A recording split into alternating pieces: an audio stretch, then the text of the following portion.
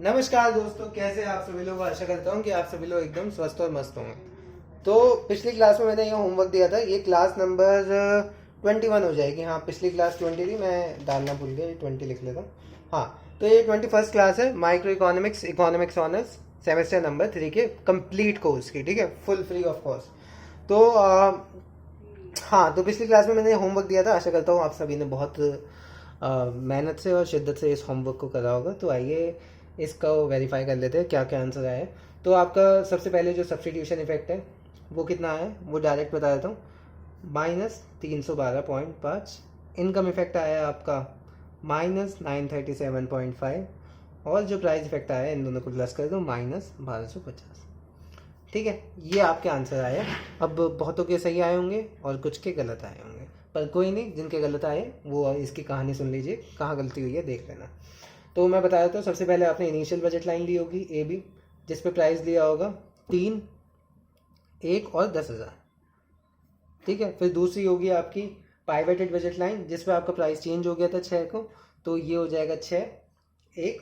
और आपकी जो इनकम बढ़ी थी रियल इनकम को कांस्टेंट रखने के लिए, वो थी आपकी 17,500। तो सॉरी 7500 थी। ठीक है, सॉरी 7500 थी। तो इसमें ये प्राइस बढ़ने का केस है, तो प्राइस बढ़ने का केस है, इससे आपकी इनकम कम हो गई थी। तो इस केस में आप क्या करेंगे भाई, वो वापस दे दोगे, क्योंकि आपको रियल इनकम सेम रखनी है। ये हो गया, हो जाएगा आपका 17,500। फिर वो जो तीसरा आएगा शिफ्टेड बजट लाइन, उसमें होगा आपका 6, 1 और 10,000। ठीक है, इसमें आपको इनकम इफेक्ट देगा। तो यहाँ तक आपकी देख लीजिए चीज़ें सही है क्या। अब यहाँ पे जब मैंने x1 निकाला, वो कैसे निकाला गया, C/C+D इंटू M/P1। तो 3/4 इंटू 10,000/3 आ जाएगा, और x1 आपका आ जाएगा 2,500। और यहाँ पे क्या आएगा, x1 डैश आपका आएगा 439.5, और फिर यहाँ पे x2 स्टार x1 स्टार आपका क्या आएगा 416.67। ठीक है, तो ये सब आपकी वैल्यू आई होगी। सॉरी, ये वाली वैल्यू 2139 है, सॉरी 2139.5। ठीक है, तो ये वाली आपकी वैल्यू आई होगी। फिर आपने क्या कहते हैं ये सब आराम से कैलकुलेट कर लिया होगा सब्सटीट्यूशन के लिए। इसमें से इसे माइनस करना है, सब्सटीट्यूशन आ जाएगा। इसमें से इसे माइनस करोगे, इनकम आ जाएगा। और हाँ, फिर उन दोनों को प्लस कर लो तो प्राइस इफेक्ट आ जाएगा। तो यहाँ पे देख लेना आपने कहाँ पे गलती करी है, और उस गलती को सुधार कीजिए, और आगे कभी उस गलती को दोहराइए ना। तो आइए आगे चलते हैं इस क्लास में। अब देख लेते हैं आपके ब्रेकिंग इफेक्ट। जब आपका पहले P1 तो डिक्रीज हो रहा है स्लट्स के केस में, गुड जब इन्फीरियर हो, गिफन हो या नॉर्मल हो, उस केस में क्या क्या डायग्राम बनेंगे। तो सबसे पहले अपना नॉर्मली देख लेते हैं भाई, दोनों गुड्स आपके नॉर्मल है। तो ये गुड 2 हो गया, ये नॉर्मल है। ये गुड 1 हो गया, ये भी आपका नॉर्मल है। तो सबसे पहले ये ए बी हो गया। फिर आपका ये पाइवट हो गई बजट लाइन, ये पहले आईसी बना दो, या बनाने का सबसे बढ़िया तरीका बता रहा हूँ। ये E1 से क्या कहते हैं, पास करा दिया, फिर यहाँ से आप आईसी आराम से बना लो। ठीक है, ये E1 आ गया, फिर ये IC1 हो गया। ठीक है, ये हो गई आपकी पाइवटेड। फिर यहाँ से क्या कहते हैं, डायरेक्ट शिफ्ट होगी विच इज़ पैरेलल टू आपका CD। तो ये हो जाएगी आपकी AB dash which is shifted budget line. और E1 आपका ये आ जाएगा। एंड अब मेन चीज़ देखनी है कि भाई E2 और E3 क्या आएगा नॉर्मल गुड के केस में। तो सबसे पहली बात कि जो नॉर्मल गुड है, तो अगर रिलेटिव प्राइसेस कम होते हैं तो हमेशा आपको याद हो सब्सटीट्यूशन इफेक्ट नेगेटिव होता है। ठीक है, ये मैंने आपको बताया था, स्लट्स की हो या हिक्स हो, सब्सटीट्यूशन इफेक्ट आपका हमेशा नेगेटिव होता है, इन्वर्सिटेशन। तो अगर प्राइस ऑफ गुड वन आपका कम हुआ है, तो x1 का जो क्वांटिटी है, कंजम्पशन है, वो इंक्रीज होनी चाहिए। तो वो इंक्रीज कहाँ होगी, x1 के आगे आना चाहिए, जो भी नया इक्विलिब्रियम आना चाहिए। यहाँ पे तो आ नहीं सकता बजट लाइन के। ठीक है, यहाँ पे क्यों नहीं आ सकता, यहाँ पे x1 की कम हो रही है, तो वो कहीं इस पार्ट पे आएगा। मतलब E1 से इस पॉइंट से नीचे नीचे कहीं भी आप IC2 ड्रॉ कर सकते हैं। ये हो गया आपका IC2 E2, और ये हो गया आपका x1 डैश, और ये x2 डैश की हमें करना ही नहीं है क्योंकि 1 की बात चल रही है, वो कहीं भी है। अब आ जाती है तीसरी वाली, तीसरी अब आ जाती है इनकम इफेक्ट। इनकम इफेक्ट इसमें क्या होता था, नेगेटिव होता था आपका नॉर्मल गुड के केस में। तो इसका मतलब क्या है, x1 आपका बढ़ना चाहिए। तो यहाँ से इस पॉइंट से नीचे नीचे कहीं भी आपका IC3 आ जाएगा। ये आपका IC3 हो गया, और ये आपका A3 हो गया, ये आपका x1 डबल डैश हो गया, या x1 स्टार बोल लीजिए। ठीक है, अब यहाँ से अगर सब्सटीट्यूशन इफेक्ट देखें तो ये नेगेटिव ऐसे ही हो गया, यहाँ से ये जाएगा, ये नेगेटिव इनकम इफेक्ट, और यहाँ से पूरा ये जाएगा, मतलब यहाँ से सॉरी नेगेटिव प्राइस इफेक्ट। तो ये वाला केस हो गया आपका नॉर्मल कोड का। तो अब आ जाते हैं आपका कौन सा केस लूँ, गिफन या इन्फीरियर। चलो इन्फीरियर ले लेते हैं पहले। ये अब गुड वन है इन्फीरियर, ये गुड टू हमेशा नॉर्मल ही रहेगा, ठीक है। एक की स्टडी कर रहे हैं क्योंकि हम दूसरा सेम रखेंगे। तो पहले वही ए बी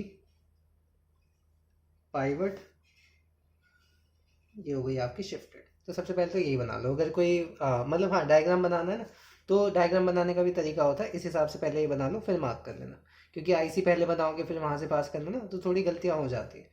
ये हो गई आपकी सी डी। अब यहाँ से हमें पता है ये E1 होगा, IC1 E1, ये हो गया आपका X1। अब आ जाती है मेन बारी कि भाई इसमें क्या खेल होगा। तो मैंने जो टेबल बनाई थी, मैंने पीछे आपको टेबल सिखाई थी। हाँ, इन्फीरियर में आपका जो इनकम इफेक्ट है वो पॉजिटिव होता है, सब्सटीट्यूशन इफेक्ट नेगेटिव होता है, प्राइस इफेक्ट नेगेटिव होता है, क्योंकि सब्सटीट्यूशन इफेक्ट डोमिनेट कर रहा होता है आपका इनकम इफेक्ट को। तो यहाँ पे भाई सब्सटीट्यूशन इफेक्ट तो सब में ही जो है वो नेगेटिव आता है। तो यहाँ पे मतलब X1 की जो कंजम्पशन है वो बढ़नी चाहिए, तो वो इससे पॉइंट से आगे कहीं भी आ जाएगी। ये हमने ले लिया IC2 और ये हो गया E2, ये हो गया आपका X1 डैश, ठीक है। अब आ जाती है मेन बात इनकम इफेक्ट की। इनकम इफेक्ट इसमें पॉजिटिव आता है, जैसा कि आपने यहाँ देखा ही है, इनकम इफेक्ट पॉजिटिव है।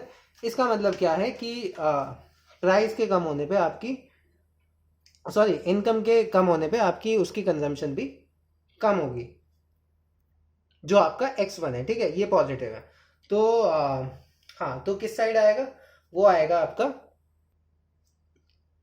ये जो है ना इस लाइन से ऊपर ऊपर कहीं भी आ जाएगा आपका, ठीक है। अब या तो X1 से पहले आ सकता है यहाँ पे, या X2 के यहाँ आता है, पर ये X2 से पहले नहीं आएगा, क्योंकि यहाँ पे जो अगर ले लिया ना तो इनकम इफेक्ट यहाँ से लेके यहाँ तक हो जाएगा, सब्सटीट्यूशन यहाँ से यहाँ तक हो जाएगा, तो इसमें आपका इनकम इफेक्ट डोमिनेट कर जाएगा। गिफन का केस है, पर अभी इन्फीरियर का चल रहा है, तो ये इन दोनों के बीच में आएगा, जो कि ये IC3 और ये हो जाएगा X1 स्टार। तो यहाँ से यहाँ ये तो नेगेटिव सब्सटीट्यूशन इफेक्ट है, सॉरी ये ज़्यादा नीचे हो गया। और मैं यहाँ पे दिखा देता हूँ, ये X1 है, ये X1 स्टार है यहाँ पे, और ये आपका X1 डैश है, ठीक है। तो यहाँ से X1 से X1 डैश तक ये नेगेटिव सब्सटीट्यूशन इफेक्ट है, ठीक है। अब X1 डैश से यहाँ तक ये पॉजिटिव इनकम इफेक्ट है, पर यहाँ पे देखोगे सब्सटीट्यूशन इफेक्ट डोमिनेट कर रहा है, तो इसका मतलब ये X1 से X1 स्टार तक जो आपका फाइनल रिजल्ट रहा है वो नेगेटिव रहेगा, तो इसका मतलब नेगेटिव प्राइस इफेक्ट इसमें रहा है, ठीक है। तो इस कारणवश आपका जो है वो डोमिनेट कर रहा है सब्सटीट्यूशन इफेक्ट इनकम इफेक्ट को in case of inferior would. अब तीसरा आ जाता है आपका गिफन वुड। वही पहले डायग्राम बना लीजिए। ये आपका IC1 हो गया, E1, ठीक है। IC2 कहाँ पे आएगा, वो नीचे ही आएगा, नेगेटिव है, आप सभी को पता है। IC2 E2 X1 dash. अब मेन चीज़ कहाँ पे आती है कि भाई गिफन में भी क्या होता है, आपका जो इनकम इफेक्ट है वो पॉजिटिव होता है और सब्सटीट्यूशन इफेक्ट को डोमिनेट कर रहा होता है, जिसके कारणवश आपका प्राइस इफेक्ट पॉजिटिव हो जाता है। तो इसका मतलब ये है कि जो इनकम इफेक्ट है ना वो X1 से भी पहले आना चाहिए, यहाँ तक आएगा तभी जाके आपका ये पॉजिटिव प्राइस इफेक्ट यहाँ पे आ पाएगा, ठीक है। तो इसका मतलब ये है कि यहाँ से यहाँ तक का X1 से X1 dash negative substitution effect हो गया। अब इनकम इफेक्ट जो भी आएगा, मतलब यहाँ से जो भी आए वो इतना आना चाहिए कि ये इससे पार हो जाए। तो इसका मतलब भाई इससे ऊपर वाला कहीं भी यहाँ पे IC3 ले लो, आपका काम बन जाएगा। ये E3 हो गया और ये X1 स्टार हो गया, और यहाँ से यहाँ तक आपका पॉजिटिव इनकम इफेक्ट हो गया। That means positive income effect देख लो, सब्सटीट्यूशन नेगेटिव से ज़्यादा डोमिनेट कर रहा है, तो इसका मतलब ये यहाँ पे पॉजिटिव प्राइस इफेक्ट हो गया, ठीक है। तो ये हो गई इन तीनों की कहानी। अब एक बार मैं कंबाइन भी कर देता हूँ, फिर आपको प्रैक्टिस के लिए ना बहुत सारे केसेस आपको बनाने हैं, मैं बताऊंगा कौन कौन से।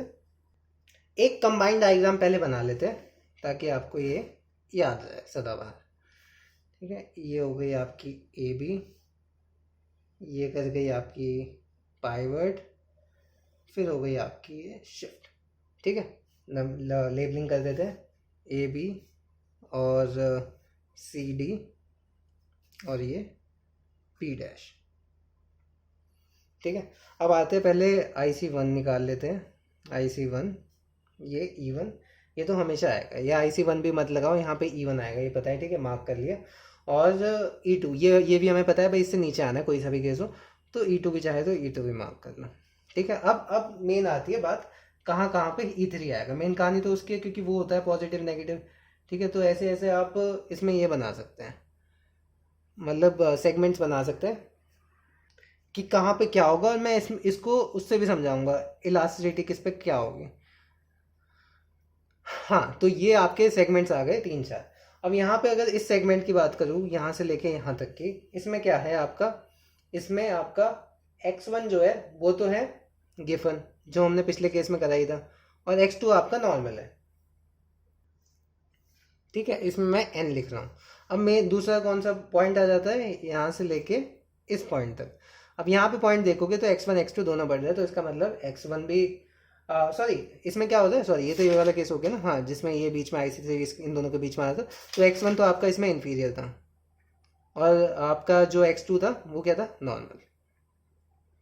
ठीक है, तो ये वाला इस केस में ये हो गया। और मान लो अगर एग्जैक्ट जो IC3 है वो इस पॉइंट पर आ जाए, तो इस पॉइंट पे क्या है, इसका मतलब क्या हो जाएगा, जो इलास्टिसिटी ऑफ प्राइस है x1 की वो क्या है आपकी 0, क्योंकि उसमें कुछ चेंज ही नहीं आया, वो बिल्कुल सेम रहा है। फिर आ जाता है ये वाला एरिया, ये वाला यहाँ तक। ठीक है, इस एरिया में क्या होगा, इस एरिया में आपने देखा ही था, पहला केस है x1 आपका नॉर्मल था, पर यहाँ पे x2 जो है वो इन्फीरियर हो जाएगा, क्योंकि आप देखोगे x2 की जो क्वांटिटी कंजम्पशन है वो यहाँ पे डिक्रीज हो रही है। ठीक है, और अगर एग्जैक्ट इस पॉइंट पे आ जाए कि E1 मतलब जो था पहले था y, वो x2 सेम रहे, इसका मतलब ये है कि जो EP x1 है वो आपका 1 है।